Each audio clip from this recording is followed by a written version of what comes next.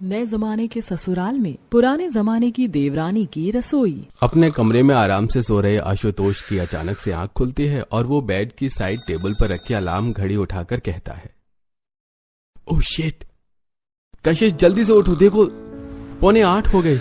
आज हम कितनी लेट उठे हैं। यह अलार्म क्यों नहीं बजा? आधे घंटे में रोहन की बस आ जाएगी और मुझे भी आज मीटिंग के लिए जल्दी निकलना था। लगता है आज नाश्ता भी बाहर करना होगा। आप जाकर रोहन को उठाओ, मैं थोड़ी देर में नाश्ता तैयार कर देती हूँ आप लोगों का।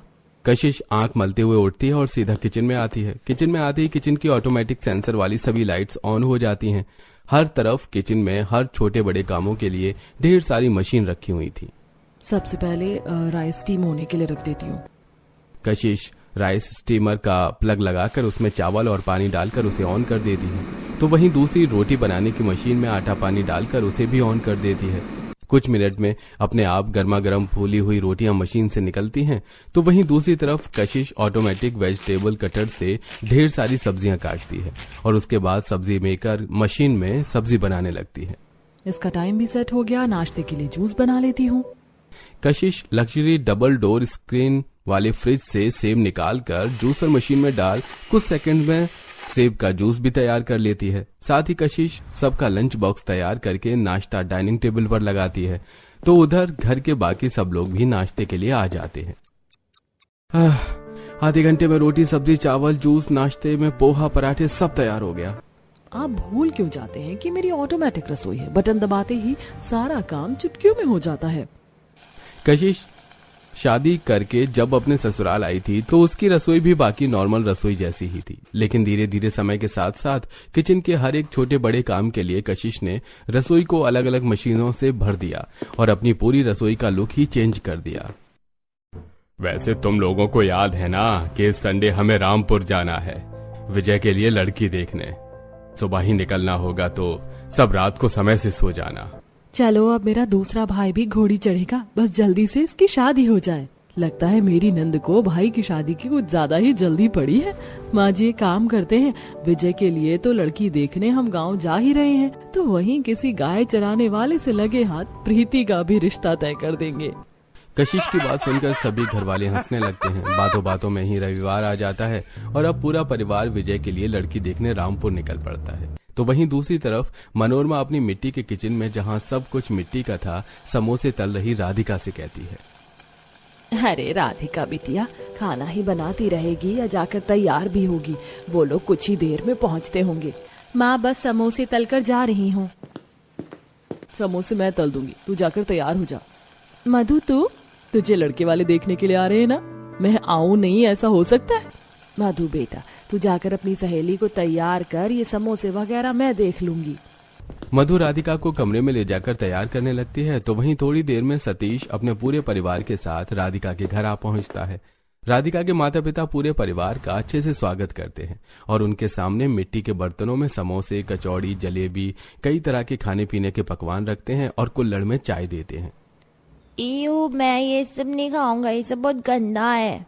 बेटा ऐसा नहीं कहते, ये मिट्टी के बर्तन होते हैं, इनमें खाना सेहत के लिए काफी अच्छा होता है। माफ कीजिएगा भाई साहब, ये अभी छोटा है, इसे इनके बारे में पता नहीं है। अरे कोई नहीं भाई साहब, हम भी समझते हैं। थोड़ी देर में मधु राधिका को भी लेकर बाहर आ जाती है और उसे कुर्सी पर बिठाती है। पूरे परिवार को राधिका पहली ही नजर में काफी भा जाती है। लगे हाथ सुमित्रा राधिका को शगुन देकर रिश्ता पक्का कर देती है। राधिका सुमित्रा प्रीति और कशिश को अपना घर दिखाती है, जिसकी शुरुआत रसोई से होती है। ये क्या आप लोगों की रसोई है? यहाँ तो chimney fridge cabinet mixer induction वगैरह कुछ भी नहीं है। आप इस मिट्टी के चूल्हे पर खाना कैसे बनाते हैं? हम तो शुरुआत से ही मिट्टी के चूल्हे पर ही खाना बनाते आए हैं, और हमारी रसोई भी तो कितनी बड़ी है। उस तरफ हम सारे मसाले रखते हैं, इधर सब्जी और इस तरफ बर्तन। अगर कोई मुझे लाख रुपए भी दे ना, तो भी मैं इस तरह की रसोई में खाना नहीं बना सकती। पता है हमारी रसोई में काफी टेक्नोलॉजी वाली चीज है। जब तुम आओगी मैं तुम्हें सब दिखा दूंगी। बिना देरी करे कुछ ही दिनों में राधिका और विजय की शादी हो जाती है। गृह प्रवेश की रस्म के बाद राधिका जब अपने कमरे में आती है तो बहुत गर्मी लग रही है, पंखा चालू कर लेती हूँ। राधिका बार बार पंखे का बटन ऑन ऑफ करती है, लेकिन पंखा नहीं चलता कि तभी कमरे में विजय भी आ जाता है। अरे क्या हुआ राधिका, बार बार बटन क्यों दबा रही हो? मैं कब से पंखा चालू करने की कोशिश कर रही हूँ, लेकिन ये तो चल ही नहीं रहा। लगता है आपके कमरे का पंखा खराब है। अरे ये पंखा बटन से नहीं बल्कि रिमोट से चलता है। विजय साइड टेबल से फैन का रिमोट निकालता है और उसे ऑन कर देता है, जिसे देख। अब तक तो सिर्फ मैंने टीवी के रिमोट देखे थे, लेकिन पहली बार पंखे का भी रिमोट देख रही हूँ। चलो अब तुम कपड़े चेंज कर लो, भाभी ने पहले से ही कबर्ड में तुम्हारे लिए कुछ कपड़े रखे हैं तो वही पहन लो। राधिका अपने कमरे की अलमारी को खोलने के लिए उसे जब छूती है तो अपने आप ही अलमारी खुल जाती है, जिसे देख। सुनिए जी, इसके अंदर कोई भूत है। अरे राधिका, कोई भूत नहीं है, ये सेंसर वाली अलमारी है। इसे छूते ही ये अपने आप खुल जाती है। अरे वाह, ये तो काफी बढ़िया। रिमोट से पंखा चलता है, छूते ही अलमारी खुल जाती है। सच में देश बहुत आगे निकल गया। विजय राधिका की बातों पर हंसने लगता है और अब इसी तरह शादी का दिन गुजरता है और आज राधिका की पहली रसोई की रस्म होती है।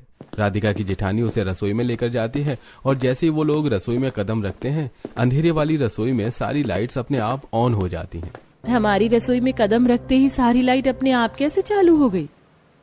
हमारे किचन में सेंसर लगा है, जब भी कोई आता है तो सारी लाइट्स अपने आप ऑन हो जाती हैं। कशिश अब राधिका को किचन की सारी चीजों के बारे में बताने लगती है। राधिका, ये रोटी मेकर, इस तरफ से आटा डालना और यहाँ से पानी। 2 मिनट में अपने आप रोटी बन जाएगी और इकट्ठा होगी। गांव में तो मुझे अपने हाथों से आटा गूंथ कर रोटियां बेलकर चूल्हे पर बनाना पड़ता था। यहाँ ऐसा नहीं है। ये देखो, यहाँ पर सारी सब्जी बनाने की भी मशीन है। तुम्हें जो भी बनाना हो इसमें लिखो। स्क्रीन पर सारे इंग्रेडिएंट, टाइमिंग सब लिखाता है। बस इसके अकॉर्डिंग चीजें डालो, चालू कर दो। 1 घंटे में बनने वाली सब्जी भी आधे घंटे में बनकर तैयार हो जाती है। भाभी, सच में ये तो काफी बढ़िया है। और वहाँ पर ओवन है, इस तरफ टोस्टर, ग्राइंडर और वेजिटेबल कटर। ये देखो, ये चिमनी है। खाना बनाने से पहले इसे चालू कर लेना। हमने तो यहाँ सेफ्टी फायर अलार्म भी लगा रखा है। सारी चीज मैंने तुम्हें अच्छे से बता दी है, तो अब तुम खाना बनाना शुरू करो। अपने ससुराल की नई जमाने वाली रसोई और सारी मशीनों को देखकर राधिका सिर खुजाने लगती है। ये सब क्या है? जेठानी जी ने इतना सब कुछ बता दिया कि मुझे कुछ समझ ही नहीं आया। खाना बनाना रॉकेट साइंस से भी ज्यादा मुश्किल लग रहा है। कुछ देर बाद जब कशिश और सुमित्रा किचन में आती हैं, तुमने अभी तक खाना नहीं बनाया? माँ जी, जेठानी जी ने सभी मशीनों के बारे में बता तो दिया, लेकिन मुझे कुछ समझ ही नहीं आया। मैं इनकी तरह इतनी पढ़ी लिखी नहीं ना, जो इतनी जल्दी इन मशीनों से खाना बना लूं। क्या मैं घर के आंगन में ही चूल्हे पर खाना बना सकती हूँ? लेकिन बहू, यहाँ तो चूल्हा नहीं है, मैं आंगन में खुद बना लूंगी। अगर किसी पड़ोसी की नजर पड़ गई ना, तो पता है हमारा कितना मजाक बनेगा। इससे अच्छा तो तुम खाना रहने दो। कशिश बहू, दूसरों से हमें क्या मतलब? हम अपने घर में कुछ भी करें। राधिका बहू, तुम चूल्हा बना लो। राधिका अब आंगन में मिट्टी और ईंट का चूल्हा बनाकर अपने साथ मायके से लाए हुए मिट्टी के बर्तनों का इस्तेमाल करके खाना बनाने लगती है। एक तरफ राधिका चाकू से सब्जी काटती है तो दूसरी तरफ कढ़ाई में छौंका लगाती है। इस सब्जी के साथ जीरे वाले चावल भी बढ़िया लगेंगे और साथ में लच्छे वाले पराठे भी बना लेती हूँ। जब तक सब्जी बनेगी तब तक आटा गूंथ लेती हूँ। ओ गॉड राधिका, इतना सा खाना बनाने में तुम्हें कितना टाइम लग रहा है? क्या तुम्हें गर्मी नहीं लग रही है? मैंने तो गर्मी की वजह से रसोई में भी एसी लगवाया है। मेरी बात मानो और तुम ये खाना रहने दो। जेठानी जी, आप परेशान मत होइए, मैं सब कर लूंगी। कशिश अब अंदर चली जाती है तो वहीं राधिका अब एक एक कर सारे पकवानों को तैयार करती है। खाने से खुशबू तो बढ़िया आ रही है। क्यों ना मैं आज इन लोगों को उसमें खाना खिलाऊं जिसमें हमारे गांव वाले खाते हैं। राधिका जल्दी से अपने कमरे में जाती है और बैठे अपने पति विजय से कुछ ऐसा कहती है जिसे सुन। ये तुम क्या कह रही हो? वो चीज अब कहाँ मिलेगी? तुम तो मुझे बंदर बनाकर छोड़ोगी। क्या आप मेरे लिए इतना नहीं कर सकते? राधिका की बात सुनकर विजय बाहर चला जाता है तो वहीं थोड़ी देर में राधिका लिविंग हॉल में बैठे सभी लोगों के पास आती है। खाना बन गया है, आप सब लोग बाहर आ जाइए। खाना बन गया है तो डाइनिंग टेबल पर लगाओ ना, इसमें बाहर आने की क्या जरूरत है? अगर राधिका बहू कह रही है तो एक बार चलते, क्या पता हमारे लिए कोई सरप्राइज हो। सभी लोग जैसे ही बाहर आंगन में आते हैं तो देखते हैं कि सभी लोगों के हिसाब से आंगन में बड़े बड़े केले के पत्ते के ऊपर खाना रखा हुआ है, जिसे देख। राधिका, ये सब क्या है? कहीं तुम ये तो नहीं कहने वाली कि हमें पत्तों पर खाना खाना है? ये केले के पत्ते हैं। हमारे गांव में जब भी कोई शादी समारोह होता है ना, तो रिश्तेदार मेहमानों को इसी तरह इन केले के पत्तों पर खाना खिलाते। पता है, इसमें खाने का एक अपना अलग ही स्वाद आता है। तुमने तो मुझे अपने बचपन की याद दिला दी। मैं भी जब बचपन में शादी में जाया करता था तो इसी तरह खाना खाता था। आओ अब जल्दी से बैठ जाओ, मेरे मुंह में तो पानी आ रहा है। सतीश के कहने पर सभी लोग चटाई बिछाकर खाने के लिए आंगन में ही बैठ जाते हैं और जब वो सब केले के पत्तों में ही खाना खाते हैं तो तुमने बिल्कुल सही कहा था, इन केले के पत्तों में खाना खाने का भी अपना एक अलग मजा है। मटर पनीर की सब्जी कितनी बार खाई है लेकिन ऐसा स्वाद पहले कभी नहीं आया। इसीलिए तुमने मुझसे केले के पत्ते मंगवाए थे ना। अगर मुझे पता होता कि इनमें खाना इतना स्वाद लगता है तो मैं तो बाकी के दिनों के लिए भी ढेर सारे पत्ते तोड़ कर ले आता। खाना सच में काफी अच्छा बना है। इस तरह आंगन में बैठकर खाना दिल को एक अलग ही सुकून पहुंचाता है। चाची, जो वो ग्रीन ग्रीन सब्जी बनाई है वो दो ना, वो बहुत टेस्टी लग रही है। इस तरह आंगन में बैठकर खाना सभी को पसंद आता है। तो वहीं कशिश को भी अपनी देवरानी का बनाया हुआ खाना काफी अच्छा लगता है। ऐसे ही कुछ दिन गुजर जाते हैं, जहां एक तरफ जेठानी नई जमाने की रसोई में सबके लिए नाश्ता बनाने में लगी थी, तो वहीं देवरानी अपने मिट्टी के चूल्हे पर मिट्टी के बर्तनों में सबके लिए आंगन में बैठकर नाश्ता बनाती है। कैसा लगा आप सभी को डोसा? पता है पिछले हफ्ते जो मैंने डोसा मेकर मंगवाया था ना, उससे मैंने आज सबके लिए डोसा बनाया। क्रिस्पी है ना? मुझे इस तरह की क्रिस्पी डोसा बहुत पसंद है। सबने लगभग नाश्ता कर ही लिया था कि तभी राधिका अपने मिट्टी के चूल्हे पर बने हुए गर्मा गर्म आलू के पराठे सबके लिए लेकर आती है। राधिका, तुम अब नाश्ता लेकर आई हो। सबने तो नाश्ता कर भी लिया। देखा चूल्हे पर खाना बनाने का नतीजा। इन आलू के पराठे को बनाने में तुम्हें कितना टाइम लगेगा, और मुझे देखो डोसे जैसी चीज मैंने आधे घंटे में बना ली। कोई बात नहीं बहू, अब राधिका बहू ले आई है तो थोड़ा थोड़ा पराठा खा लेंगे। सब आलू के पराठे खाते हैं। चूल्हे पर खाना बनाने से खाने का स्वाद तो बढ़ता है, लेकिन इसमें काफी समय भी लगता है। तो वहीं कशिश बटन दबाते ही घंटे में बनने वाली चीजों को भी मिनट में बना देती है। ऐसे ही कुछ समय गुजरता है। राधिका ठंडा पानी पीने के लिए किचन में आती है और जैसे ही फ्रिज को टच कर उसे खोलती है तो अचानक फ्रिज की स्क्रीन पर यूट्यूब खुल जाता है और तेज आवाज में गाने बजने लगते हैं। सैयारा तू तो बदला नहीं है, मौसम जरा सा बदला हुआ है। हे भगवान, ये फ्रिज के अंदर से गाने की आवाज कैसे आ रही है? ये फ्रिज ही है ना? किचन से गाने की आवाज तेज आती सुन कशिश रसोई में आती है और यूट्यूब बंद कर देती है। जेठानी जी, फ्रिज के अंदर से गाने की आवाज कैसे आ रही है? ये स्क्रीन फ्रिज है, पता है पूरे 2.5 लाख रुपए का है। इसमें तो गाने भी चला सकते हो, मूवी भी देख सकते हो। देखो कितना बढ़िया फ्रिज है। लेकिन तुम लोगों के गांव में तो ठंडे पानी के लिए सिर्फ मटका होता है। अब बताओ मटका बेस्ट है या फ्रिज? जेठानी जी, गानों और फिल्मों के लिए टीवी तो है ही, तो इतना महंगा फ्रिज लेने की क्या जरूरत। और रही बात पानी की, तो जहां आपका 2.5 लाख रुपए का फ्रिज पानी ठंडा कर रहा है, तो वहीं हमारा 100 रुपए का मटका भी पानी ठंडा कर देता है। राधिका की बात सुनकर कशिश का मुंह बन जाता है और इसी तरह कुछ समय और गुजरता है और किचन में राधिका बहू, आज मेरा कच्चे आम की चटनी खाने का मन है। ठीक है पापा जी। पहले तो पापा जी चटनी बनाने के लिए मुझे कहते थे, लेकिन अब राधिका से कह रहे हैं। अब तो मैं इन्हें ऐसी चटनी बनाकर खिलाऊंगी ना कि कभी फिर राधिका से चटनी बनाने को नहीं कहेंगे। राधिका बाहर आंगन में आकर सिलबट्टे पर कच्चा आम, नमक, लाल मिर्च का पाउडर डालकर चटनी बनाती है। तो वहीं कशिश रसोई में जाकर ग्राइंडर में चटनी बनाने का सारा सामान डालकर 2 मिनट में चटनी बना लेती है और दोनों देवरानी जेठानी एक साथ पकौड़े और चटनी लेकर सतीश के पास आती है। कैसी लगी आपको चटनी? अच्छी है ना? पता है इस बार मैंने कुछ इसमें एक्स्ट्रा मसाले भी डाले हैं। मुझे तो ये चटनी हर बार की तरह ही लगी, ज्यादा तीखी भी नहीं है। आप एक बार मेरी चटनी चक्कर देखिए। मुझे पता है आपको तीखा पसंद है, इसीलिए मैंने हरी मिर्च ज्यादा डाली है। आहा, मजा आ गया चटनी खाकर। जैसी पसंद है बिल्कुल वैसी ही बनाई है। अब से चटनी बनाने का काम तो राधिका बहू का है। कशिश का एक बार फिर राधिका से मुंह बन जाता है। तो वहीं स्कूल से आकर रोहन राधिका से चाउमीन बनाने के लिए कहता है। राधिका मिट्टी के चूल्हे पर ही चाउमीन बनाने लगती है, जिससे उसे काफी समय लगता है। चाची, कब तक बनेगी चाउमीन? मुझे बहुत भूख लगी है। बस 10 मिनट रुक जाओ, बनने वाली है। इस तरह तो चाउमीन बनने में 10 मिनट क्या 10 घंटे लगेंगे। मुझे देखो मैं कैसे बनाती हूँ चाउमीन।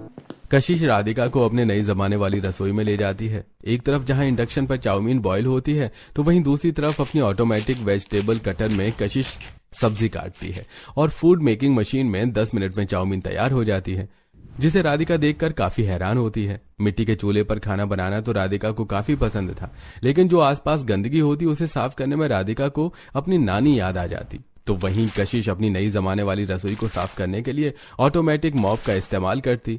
कुछ ही दिन बाद आंगन में बर्तन धोते हुए मायके में तो फिर भी 3 लोगों के बर्तन थे, लेकिन यहाँ तो बर्तनों का ढेर लग जाता है। हाथ पैर दुखने लग जाते हैं बर्तन धोते धोते। अरे तो किसने कहा हाथों से बर्तन धोने के लिए? रसोई में है तो सही डिश वॉशर, उसमें क्यों नहीं धोती तुम?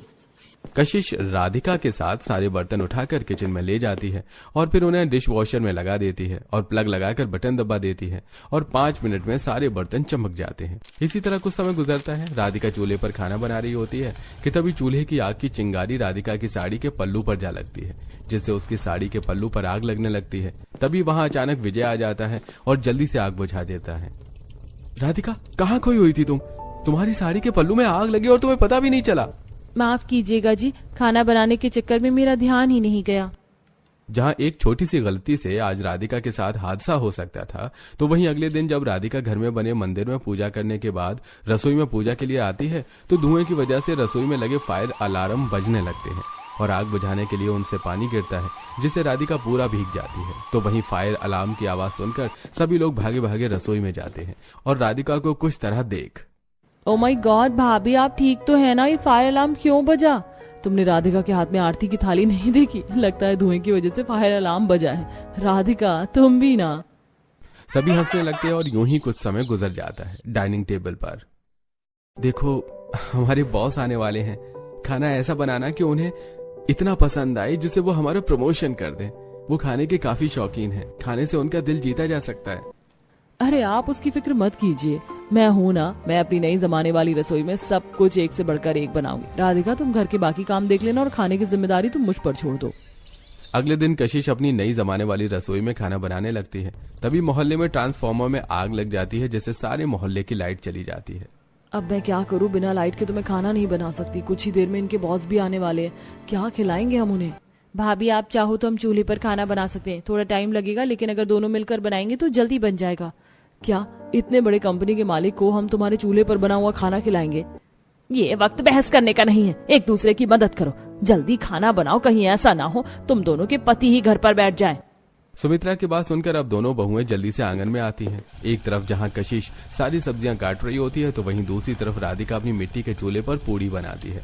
लाइट जाने की वजह से राधिका अब आंगन में ही मोमबत्ती जलाकर केले के पत्ते पर खाना परोस देती है। और जब आशुतोष और विजय के साथ उनके बॉस घर जाकर आंगन में चटाई पर केले के पत्तों पर परोसा हुआ खाना देखते हैं तो ये देखकर तो मुझे अपने गांव की याद आ गई। हमारे गांव में इसी तरह पत्तों पर खाना खाया जाता है। मैं तो तरस गया था इस तरह खाना खाने के लिए। इतने बड़े कंपनी के मालिक की ऐसी बातें सुनकर सभी लोग काफी हैरान होते हैं। तो वहीं जब कंपनी का बॉस खाना खाता है तो राधिका हाथ पंखे से उन्हें हवा करती है।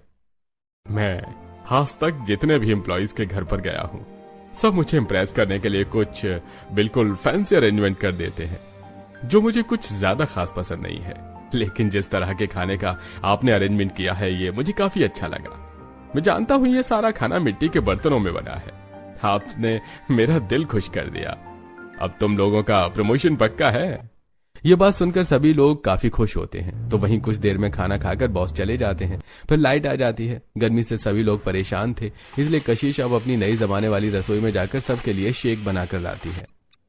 कितना बढ़िया शेक बनाया है आपने। आपकी मिक्सर भी कमाल की है, कुछ भी बना देती है। अब तो तुम दोनों को समझ आ ही गया होगा कि कशिश बहू की नए जमाने और तुम्हारी पुराने जमाने की रसोई में कोई भी बुराई नहीं। लाइट चले जाने पर जिस तरह राधिका बहू की पुराने जमाने वाली रसोई काम आई, उसी तरह लाइट आ जाने पर कशिश बहू की नए जमाने वाली। आज तुम दोनों को मिलकर काम करने की वजह से ही दोनों बेटों का प्रमोशन हुआ है। सुमित्रा की बात सुनकर राधिका और कशिश दोनों ही काफी खुश होती हैं और अब राधिका कशिश को अपने साथ चूल्हे पर खाना बनाना और सिलबट्टे पर मसाला पीसना सिखाती है। राधिका मुझसे ना हो पाएगा, पता नहीं तुम इस सिलबट्टे पर कैसे मसाला पीस लेती हो। कोई बात नहीं भाभी, धीरे धीरे सीख जाओगी। तो वहीं दूसरी तरफ नई जमाने वाली रसोई में भाभी 10 मिनट में इस चावल बनने वाली मशीन में चावल बन गए, ये तो बहुत बढ़िया है। वही तो घंटे का काम यहाँ मिनटों में हो जाता है। कशिश इसी के साथ अपने स्क्रीनिंग फ्रिज में YouTube पर गाना लगाती है और अब दोनों बहुएं गाने सुनते हुए रसोई में काम करती हैं।